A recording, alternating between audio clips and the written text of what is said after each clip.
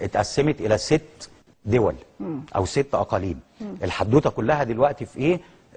الهدف الاستراتيجي الثاني بقى لامريكا، احنا قلنا الاول هو تحويل المنطقه لسوق تجاري لتسويق السلاح بتاعه مقابل النفط.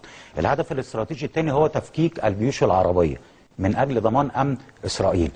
ما هو لازم المواطن في البيت دلوقتي هيقول طب هي امريكا بتقسم ليه؟ فاحنا بنديكي بتقسم عشان ليها اهداف استراتيجيه. الهدف الثاني ضمان امن اسرائيل من خلال تفكيك الجيوش العربيه. هو اوريدي فكك الجيش العراقي خلاص بعد دخول المستنقع العراق، ثم اتجه دلوقتي بيضعف من الجيش السوري.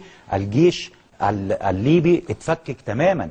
ده مش عناصر الجيش بس اللي اتفككت، ده المعدات، محطات رادار، قواعد صواريخ الليبيه، كل ده اتفكك. واخد بال حضرتك؟ لما تنزلي لليمن هتكتشفي ان هم اولا غيروا قيادات الجيش بعد علي عبد الله صالح ما مشي، غيروا قيادات الجيش كلها واتوا بقيادات جيش مواليه لامريكا. اقوى الجسم الصلب في الجيش اليمني هو الحرس الجمهوري والقوات الخاصه. تم تفكيك الاثنين، ودول كانوا في قبضه ابن علي عبد الله صالح. فكوا الجسم الصلب بتاع الجيش اللي هو الحرس الجمهوري والقوات الخاصه، وبالتالي اتفكك الجيش اليمني.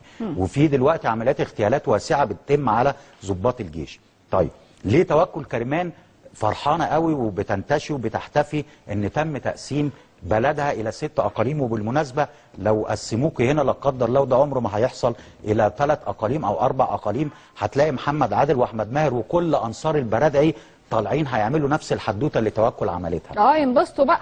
ليه ينبسطوا؟ لان دول تم خداعهم. هم صدروا لهم نموذج جميل جدا اسمه امريكا الولايات المتحده الامريكيه كونفدراليه. فايه المانع ان انت تبقى عباره عن 15 او 16 او 4 او 5 او 7 اقليم فيدرالي وتتعايش في سلم مع بعضيه.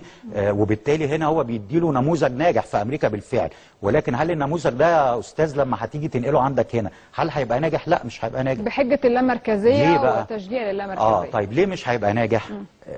ارجعي بقى حضرتك للكتاب اللي هم كلهم درسوه، توكل كرمان والاحمد ماهر عندك هنا والمارينز الامريكي الخونه اللي في الوطن العربي، شباب الوطن العربي كل الخائن اللي ارتمى في احضان امريكا اتدربوا على كتاب جين شارب، قلنا من الديكتاتوريه الى الديمقراطيه. واعتقد خلاص الاسم بقى بيتردد والناس كلها فهمت مين هو جين شارب. اخطر ما في الحدوته كلها اللي هو بقى اليمن اخذتها عن ظهر قلب اول امبارح. لما تروحي لصفحه 75 وهو الباب العاشر والاخير في هذا الكتاب، كيف تكتب مسودة الدستور. فتعليمات جين شارب ليهم ايه؟ بيقول لهم انك لازم تكتب الدستور بتاعك ان تكون الدولة فيدرالية. وضرب مثال بسويسرا. يعني ايه فيدرالية؟ يعني بيقسمك الى مجموعة من الاقاليم.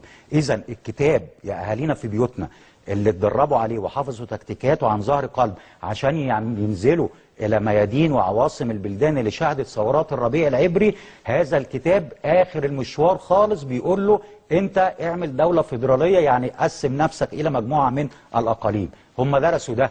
عشان كده توكل لما بتيجي دلوقتي تحتفي وفرحانه زي ما حضرتك شفت امبارح، لان هي قرت الكتاب وفهمته ودرسته كويس وتنفذ على الارض، فشيء منطقي انها تفرح وتجني ثمار الخيانه بتاعتها.